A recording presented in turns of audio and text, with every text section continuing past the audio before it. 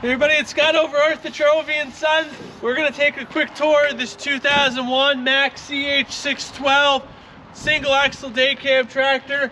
Mack horsepower under the hood, Fuller transmission behind it with a 7-speed. Let's take a quick walk around, see what we got going on.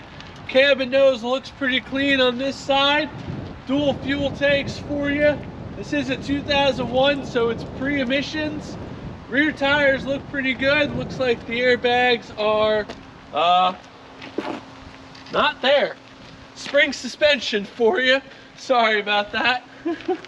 Mud flaps present. Frame looks like it's in really nice shape for you. Come on in. Air ride seat. Again, Fuller 7-speed in the center. Cab's in really great shape for the age.